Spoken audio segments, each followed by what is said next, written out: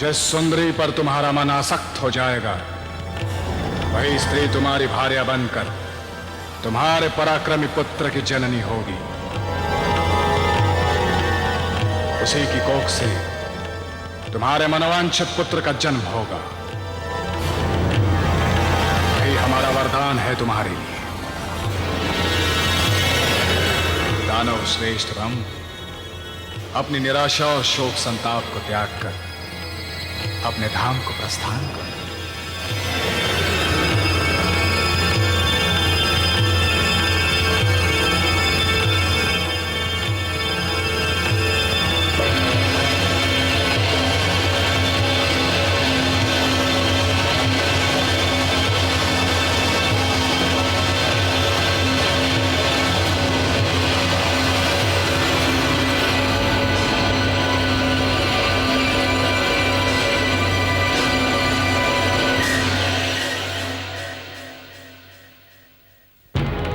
अग्निदेव, ऐसा कर्म आपको शोभा कदापि नहीं देता।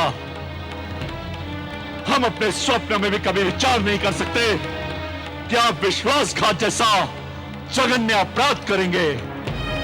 गुरुदेव, ये कैसी विडंबना है।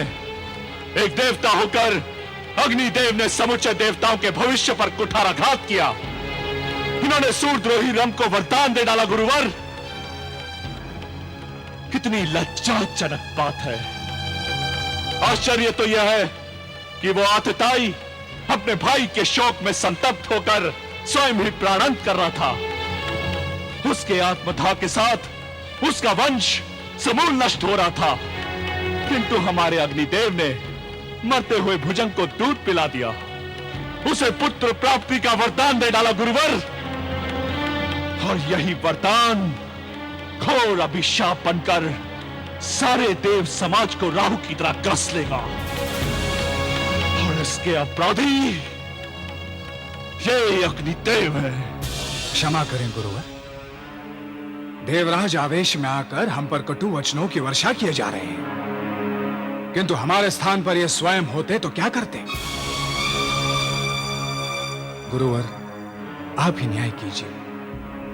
वो पवित्र यज्ञ कुंड जिसमें पावक, पवमान और वपु आदि पवित्र अग्नियों का वैदिक मंत्रों से आवाहन किया गया था, भला उसी में आहुति के रूप में एक घोर पापी असुर के जीवन दाह करने से क्या वो अग्नि सदा सर्वदा के लिए भ्रष्ट नहीं हो जाती। गुरुदेव, जिस अग्नि के हम अधिष्ठाता देवता हैं, हमारे 7 जीभों वाली ज्वालाओं में से ही तो स्वहा के द्वारा देवता और स्वधा के माध्यम से पितृ तृप्त होते हैं।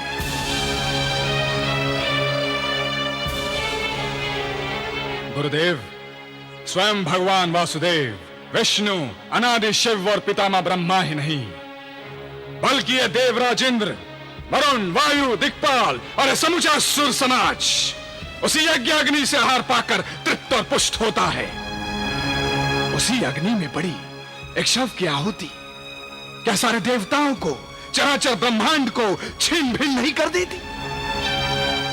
गुरुदेव, उस वरदान के पीछे हमारी यही विवशता थी। यह आदर्श की बड़ी बड़ी बातें करके तुम निर्दोष नहीं हो सकते। तुम्हारे वरदान के भीषण परिणामों के प्रति कौन दायित्ववान होगा। तुमने सुरद्रोह किया है अग्निदेव। हम देवताओं के साथ विश्वासघात किया है। विश्वासघात? विश्वासघात हमने नहीं, आपने किया है देवराज इंद्र। आपने वरुण देव के अधिकार क्षेत्र जल में बिना आज्ञा प्रवेश करके घोर हिंसा का कृत्य किया है। देवताओं की गरिमा और महिमा कलंकित की है आपने। उल्टे हमने तो उसे धोया है। अग्निदेव, अपनी जीवा पर अंकुश रखो। तुम अपने अधिपति पर आरोप लगा रहे हो, ये घोर अपराध है। हमारा क्रोध कहीं प्रचंड अग्नि न बन जाए। शांत सुरेंद्र, शांत। ये विवाद कलह का रूप ले, इसके पूर्व ही आप दोनों शांत हो जाइए। देवराजेंद्र, उदारता तो देवताओं का सहज स्वभाव है।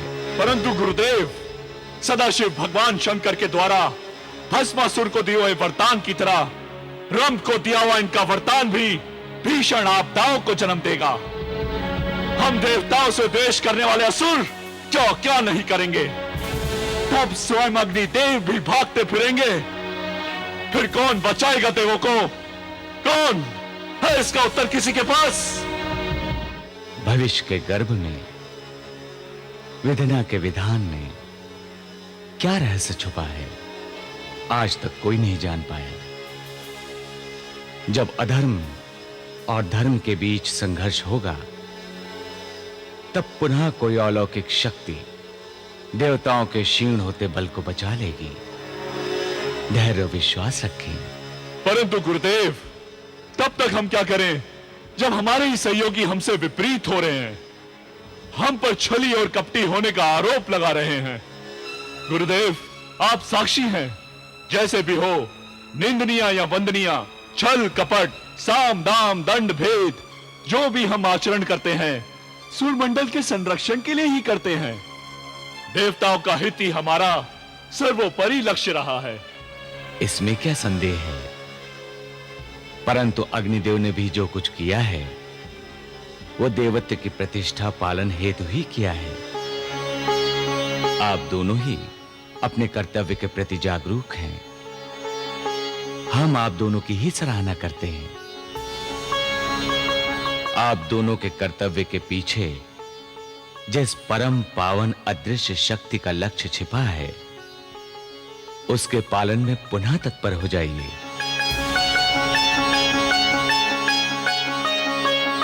प्रणाम गुरुदेव। चित्त शक्ति कल्याण करे।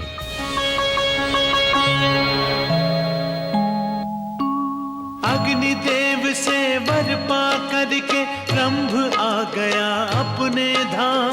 डूबा राजकाज में वह धनुराज था अति विशाल। सत्ता के वैभव मद का था, चढ़ा नशा बन कर प्रमाद। भाई करम्ब के दुस्मरण का भूल गया सारा विषाद। हुई प्रबल आसुरी वृत्तियां, राग रंग में डूब गया। बिसर गए दुख दर्द पुराने, सुख सपनों में लीन हुआ।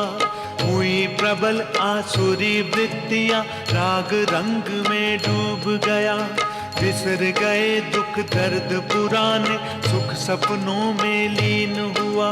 सुख सपनों में लीन हुआ। सुख सपनों में लीन हुआ।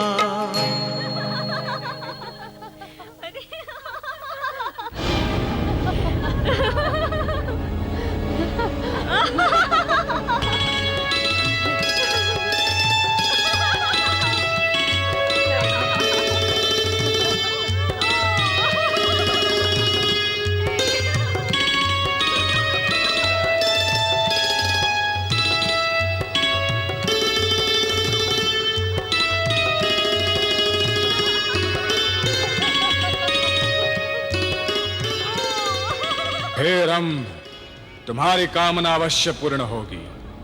प्रथम दृष्टि में ही जिस सुंदरी पर तुम्हारा मन आसक्त हो जाएगा, वही स्त्री तुम्हारी भार्या बनकर तुम्हारे पराक्रमी पुत्र की जननी होगी।